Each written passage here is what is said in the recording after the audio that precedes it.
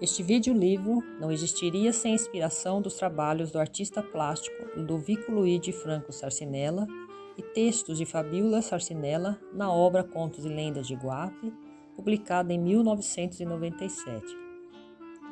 O projeto de transformar uma obra escrita em vídeo e áudio, com narrativa e fundo musical, foi pensado para, ao mesmo tempo, atender as pessoas com dificuldades visuais e de compreensão, além de fornecer um conteúdo que possa auxiliar na divulgação da cultura e do turismo iguapense. À obra original foram acrescentadas outras histórias complementares, as lendas de Itaguá e os contos O Homem de Preto e a Dama de Itaguá, baseadas em texto de Roberto Fortes. Incluíram-se ainda 3 quadros do saudoso pintor José Maria Gonçalves Duarte, A Procissão do Bom Jesus, Vista do Morro do Espia e Jardim Botânico Basílica do Bom Jesus, acervo pessoal. Por fim, as músicas escolhidas foram cedidas gentilmente por seus intérpretes. Vide referências e créditos no final, ou são de domínio público. Espero que gostem. Lenda do Bom Jesus de Iguape. Em 1647, na antiga vila de Nossa Senhora das Neves, hoje cidade de Iguape, foi encontrada a imagem do Bom Jesus. Contam que não foi mero acaso a chegada dessa imagem, segundo descrição de documento registrado em 1730. Os moradores da vila contavam que um navio, vindo de Portugal e indo para Recife, trazia a imagem do Bom Jesus. Ao encontrar-se com o navio inimigo, com receio de algum dano maior, lançaram-na ao mar com um caixão de cera e algumas botijas de azeite. Foi depois avistada por Manuel Gomes, reverendo vigário da ilha de São Sebastião, cercada de luzes no meio das águas do mar em uma noite escura. Em seguida, mais adiante, na costa próxima à Vila da Conceição, junto ao rio Passaúna, viram-na os índios rolando no meio das ondas que quebravam na praia. Chegaram-se a ela para reconhecer o que era e carregaram-na até a parte mais alta da praia, colocando-a de pé com o rosto voltado para o nascente, junto com o caixão de cera e as botijas de azeite, também achados na praia. Foram até a vila contar sobre o achado e, ao voltarem, encontraram a imagem virada com o rosto para o poente e sem vestígios que demonstrassem qualquer aproximação de outras pessoas. Por isso, a família de Jorge Serrano, avisada pelos índios, transportou a imagem em direção ao poente para a vila de Nossa Senhora das Neves, seguindo pelo difícil caminho através do mais árduo monte rochoso da Jureia. Lá chegando, banharam-na no lugar hoje chamado Fonte do Senhor.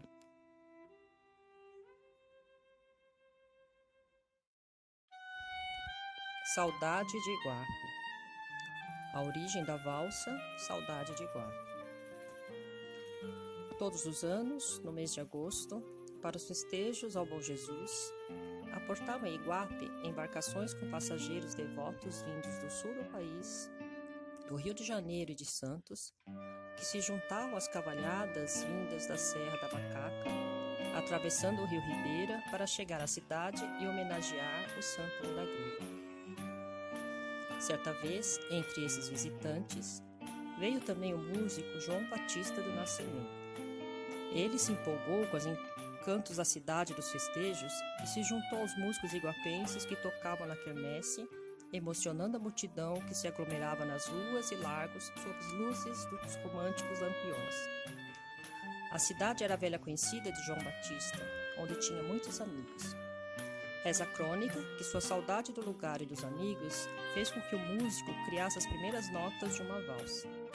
No dia seguinte, 2 de agosto, chegou à cidade o maestro Rebelo, que fez as partituras da valsa, depois intitulada Saudade de Iguape. A valsa foi gravada pelos irmãos Batistas em 1913, sendo executada em todo o país por muitos músicos.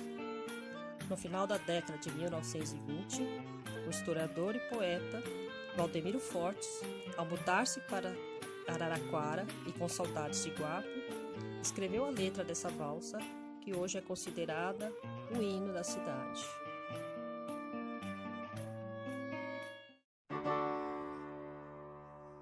pó de ouro nos cabelos. Nos faustosos tempos da produção de ouro no Brasil, registrou-se em Iguape, por volta de 1654, uma produção para a colônia de 780 oitavas de ouro lavado. Conforme documentos da época, naqueles tempos, as compras de casas e terrenos eram feitas à base de ouro em barra ou em pó. Havia mesmo, na moda feminina em Iguape e também em Poranga, onde o ouro era abundante, o costume entre as mulheres de adornar os cabelos com ouro em pó. Até representava uma dádiva de núpcias, a entrega de 1 litro de ouro em pó oferecido pelo noivo para ornar a cabeleira da sua eleita. Nos bailes, não se viu uma única moça que não trouxesse os cabelos dourados. Era um luxo da época e uma maneira de ostentar a riqueza.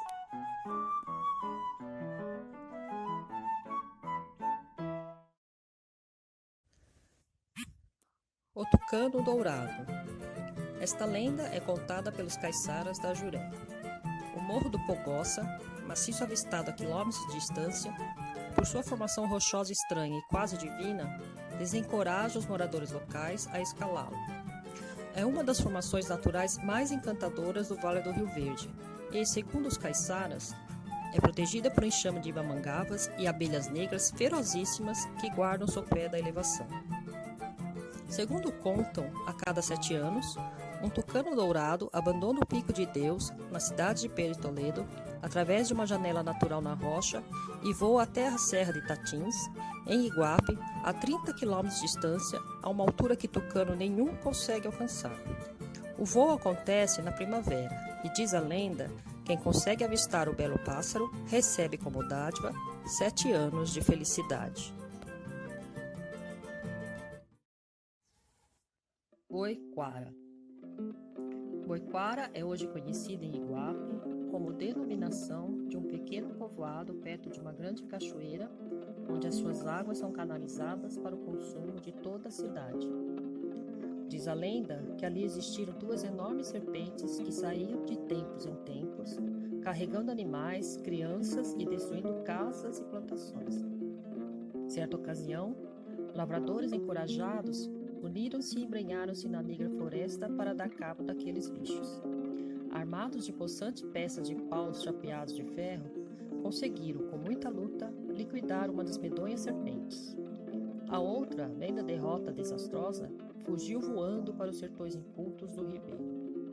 Os destemidos lavradores, no desejo de uma vitória total contra o horrível adversário, embrenharam-se mais adentro, seguindo a direção da fera, e encontraram-na oculta no buraco do monte, hoje chamado de Boiquara, que quer dizer em tupi, buraco de cobra.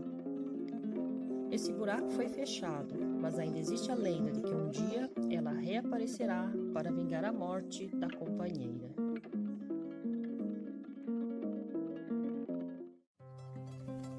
O cavalo branco do Valo Grande. A lenda do cavalo branco do Valo Grande é, em Iguape, ainda conhecida como um dos contos legados pelos ancestrais desse povo simples, que dentro de seu mundo humilde deixou-se levar por fantasias e muita convicção. Conta a história que, em noites claras de lua cheia, no Valo Grande, aparece pastando nas relvas marginais um fogoso cavalo branco e que a lua se reflete no pelo tão lustroso desse animal encantado. E, se alguma moça virgem passar por perto, ele a espanta até que ela caia nas águas do Valo Grande e desaparece com ela.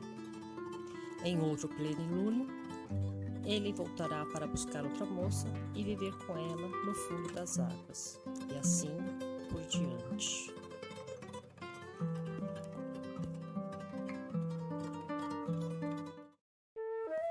A fonte da saudade.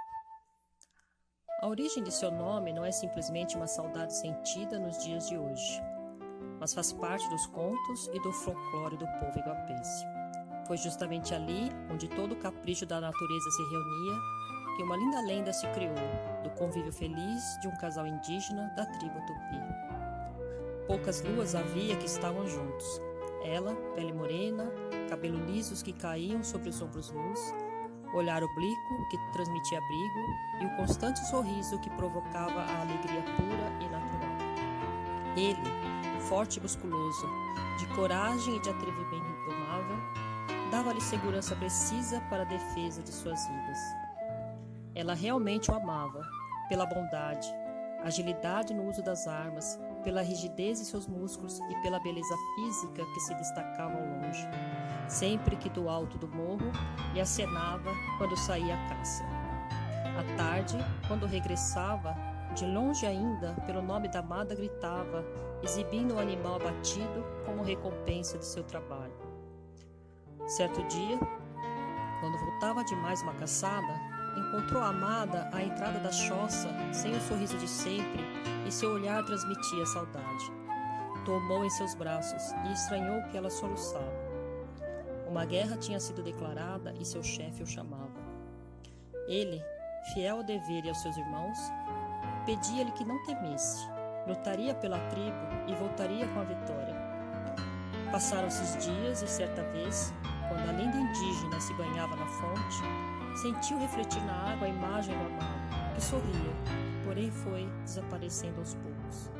Nunca mais o viu. Tinha sido um aviso. O companheiro não voltaria, e ela continuou tristemente debruçada, chorando a saudade de um amor perdido. E por esse motivo, tomou essa fonte o nome de Fonte da Saudade.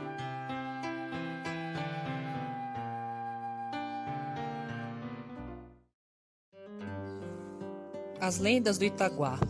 Do alto do Morro do Espia, na Estrada do Cristo, é possível avistar algumas ruínas que se destacam em meia vegetação de encosta que divide espaço com as águas do Mar Pequeno.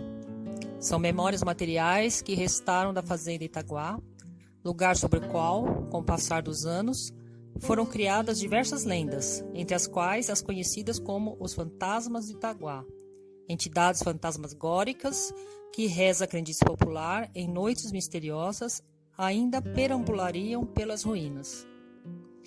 Aqui iremos destacar 3 dessas lendas: o Homem de Preto, fantasma de Itaguá, a Dama de Branco do Itaguá e o Choro dos Pagãos. Os fantasmas de Itaguá, o Homem de Preto. Todas as noites, um pescador saía de sua casa e ia analisar as águas do Mar Pequeno para ver se estavam propícias à pesca. Em certa ocasião, à meia-noite, o pescador estava sentado na calçada de uma fábrica de manjuba que ficava bem em frente à maré. De repente, apareceu, não se sabe de onde, um homem vestido de preto e com cartola, que perguntou ao pescador se ele já ouvira falar do Itaguá. O pescador respondeu que conhecia bem o local, que era um conjunto de velhas ruínas. Então, o misterioso homem de preto lhe disse que ele fora o proprietário de Itaguá e que lá vivera com sua família havia mais de 100 anos. O pescador ficou perplexo. No entanto, antes que pudesse fazer alguma coisa, olhou em volta e se deu conta de que o homem de preto desaparecera. Contam os mais antigos que o fantasma de Itaguá ainda vaga pelas imediações do local no intuito de assombrar as pessoas que por ali passam a noite. A Dama do Itaguá. Certa noite, um professor foi passear nas proximidades de Itaguá. Lá pelas tantas, sem que ele esperasse, surgiu uma dama de branco, muito bela e formosa, que não disse uma palavra sequer, nem fez nenhum gesto. Espantado, o professor, sem querer saber quem era a moça, debandou em disparada. A Dama de Itaguá já foi avistada várias vezes. Alguns garantem que ela é esposa do proprietário do Itaguá. O Choro dos Pagãos. Dizem que esta história não é uma simples lenda, mas um caso verídico que aconteceu em Iguá. Na época da escravatura, na fazenda Itaguá, nas encostas do Morro do Espia, onde desce uma pequena cachoeira. Era uma rica fazenda com numerosos escravos. Quando, porém, se aproximava a época da colheita, o senhor mandava que seus capatazes roubassem os filhos das escravas, enquanto estas trabalhavam na lavoura. As pobres crianças eram levadas e deixadas na margem da ilha comprida, chorando onde morriam. Essa atitude tinha a finalidade de evitar que as mães escravas se preocupassem com os filhos e que pudessem ter mais tempo para cuidar dos serviços. Hoje, alguns pescadores afirmam ouvir claramente os choros pelo lado da margem da Ilha Comprida, perto da Pedra da Paixão.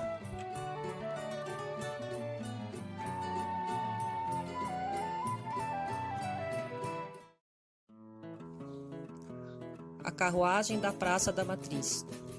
Afirmam os mais antigos da cidade que o barulho foi várias vezes ouvido, tal como arrastar de uma corrente, mas nunca ninguém se atreveu a sair para ver.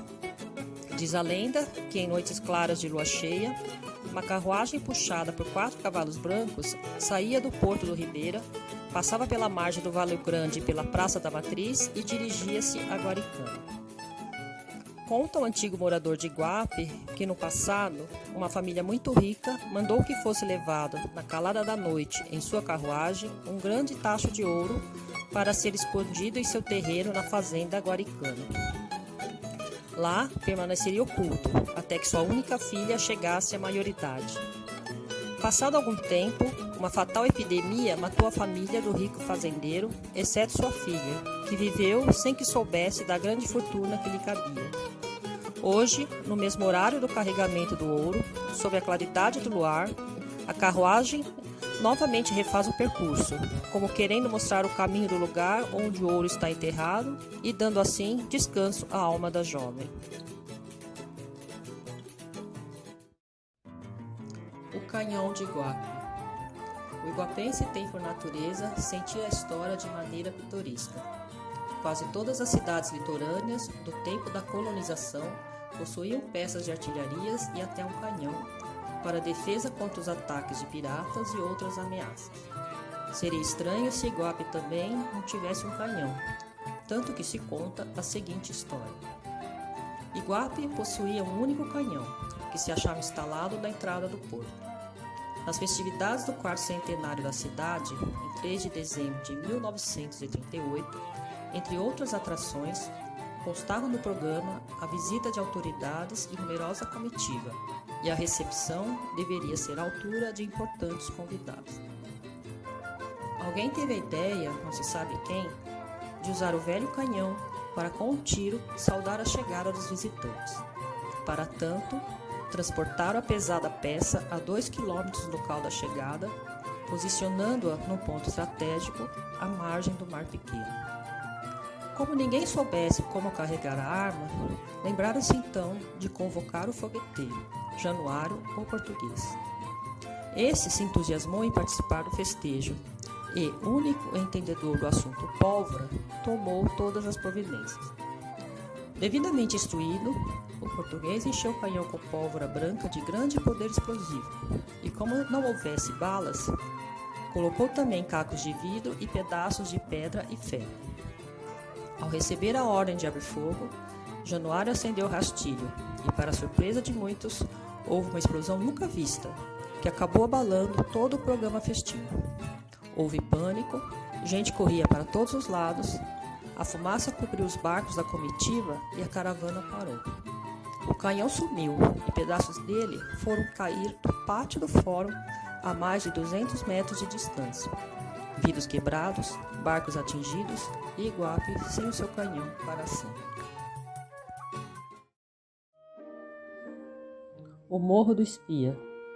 Conta-se que antigamente os administradores da cidade de Iguape costumavam enviar todos os dias alguns funcionários ao Morro do Espia para que vigiasse a entrada e a saída dos navios que se dirigissem ao porto. Esses vigias ficavam atentos e, assim que reconheciam embarcações hostis, mandavam alerta a seus superiores para que os moradores da vila pudessem se precaver contra possíveis ataques de piratas. Hoje, o Morro do Espia é um local muito visitado pelos turistas, de onde podem apreciar uma vista privilegiada da cidade. A Cadeira de Balanço. Em pleno largo da Basílica, cercado de imponentes casarões coloniais, cheio de histórias e tradições, erguia-se numa esquina um sobrado. Nele, em plena sala, uma cadeira de balanço, vazia e sem movimento. Seu dono se fora. Com o tempo vem o esquecimento, mas sempre haverá de existir uma cadeira de balanço para me fazer lembrar de um pai, um amigo que se foi. Homenagem do artista Ludovico Sarcinella ao ex-prefeito e amigo Carlos Fausto Ribeiro.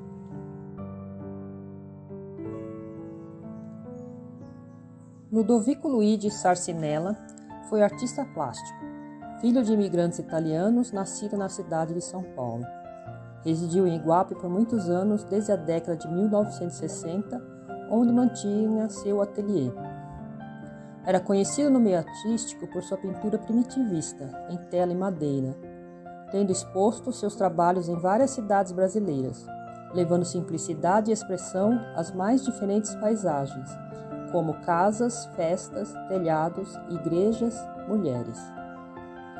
Em 1997, inspirado em dados históricos retirados de documentos e depoimentos de moradores de Iguape, teve a ideia de ilustrar com seus quadros o livro Contos e Lendas de Iguape. Tanto o livro como os quadros retratam a vontade do artista de resgatar a história de uma das cidades mais antigas do país.